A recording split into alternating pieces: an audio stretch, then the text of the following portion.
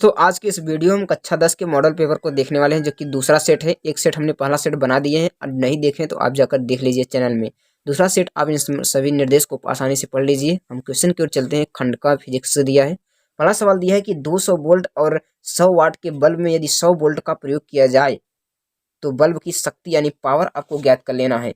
और दूसरा सवाल दिया है अनंत एवं उत्तल के ध्रुव पीप के बीच रखिए तो कितनी दूर उसका प्रतिबिंब बनेगा। आपको इसको हल करना है। दर्पण के पीछे इसके अर्थान पर बनेगा।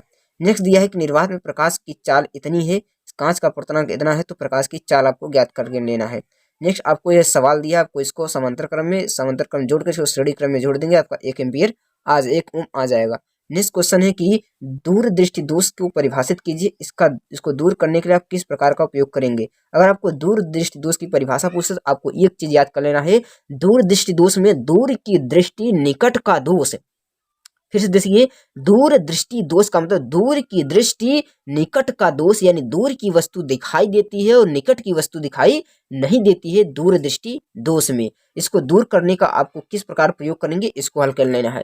दूसरा दिया, अगर आपको निकट दृष्टि पूछे तो निकट दृष्टि दोष में निकट की दृष्टि दूर का दोष, निकट की वस्तु दिखाई देती है दूर की वस्तु नहीं दिखाई देती निकट दृष्टि दोष में। अगला दिया है कि स्वच्छ आकाश का रंग नीला क्यों दिखाई देता है। आपको इसको पूरा हल कर लेना है। जो आकाश का रंग प्रकीर्णन के कारण नीला दिखाई देता है। 1.5 वोल्ट की एक सेल का आंतरिक प्रतिरोध 0.5 ओम है। इस सेल द्वारा प्राप्त अधिकतम धारा का मान ज्ञात करना है। या अपनी कार या बाइक के पीछे आने वाले वाहनों को देखने के लिए किस प्रकार का दर्पण का उपयोग करेंगे, इसको लिखना है। अथवा आप इस सवाल को हल कीजिए। ओम का नियम लिखना है। वैद्युत परिपथ की सहायता से सत्यापन करिए। V बराबर I × R, इसको सिद्ध करना है। उनका नियम को लिखना है। या लेंस की क्षमता से आप क्या समझते हैं। इसकी क्षमता के लिए एक डायोप्टर दिया है, उसको फोकस दूरी ज्ञात करना है। या चौथा सवाल में आपको पंखा बल्ब ये सब दिया है, आपको मीटर सेतु बना देना है, मीटर बनाना है, यानी फ्यूज की जगह MCB का प्रयोग करना है।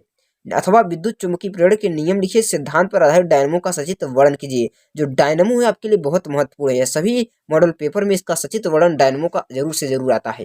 खंड क में देखिए, खंड ख में दिया है कि क्षारक के साथ हल्दी का रंग होता है।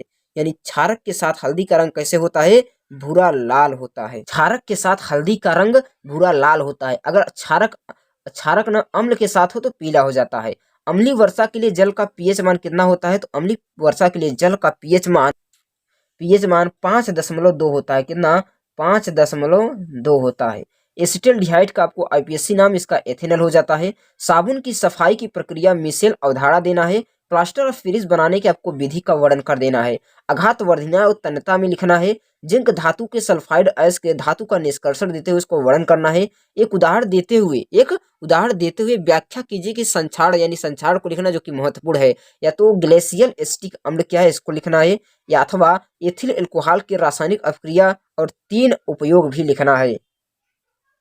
खंड ग में क्या है, जल में घुलनशील होता है। यानी कौन सा विटामिन जल में घुलनशील होता है, तो आपको एक ट्रिक याद करना है, WBC। W का मतलब होता है वाटर, B का मतलब विटामिन B, C का मतलब विटामिन C। W का मतलब वाटर, वाटर में W और B और C, जितने विटामिन B और C होंगे वो वाटर में विलय होंगे। यानी A नहीं होगा, D नहीं होगा, K नहीं होगा, C होगा। कौन होगा, C। B और C जो कि जल में घुलनशील है, बाकी जो विटामिन है वसा में घुलनशील है। ATP तथा NADP2H का निर्माण कहाँ होता है, तो इसका निर्माण क्लोरोप्लास्ट में होता है। मुकुलन पाया जाता है, तो मुकुलन जो है हाइड्रा में पाया जाता है। नेक्स्ट दिया है कि श्वसन एवं दहन में 4 अंतर बताइए। ऊर्जा के विभिन्न स्रोतों के नाम लिखना है। नाभिकीय ऊर्जा का महत्व बताना है। तंत्रिका कोशिका का नामांकित चित्रण बनाना है। परिवार नियोजन में स्थायी व्यवस्था की लिखना है। 2 टिप्पणी भी देना है। नलिका वाहिनी ग्रंथियां क्या होती है, मेंडल का नियम लिखना है। प्रत्यावर्ती धारा को लिखना है। मानव का पाचन तंत्र का नामांकित चित्र और उनकी क्रिया को देना है। विकास संबंधी विभिन्न सिद्धांतों को आपको लिखना है। विकास संबंधी विभिन्न सिद्धांतों पर विवरण दीजिए।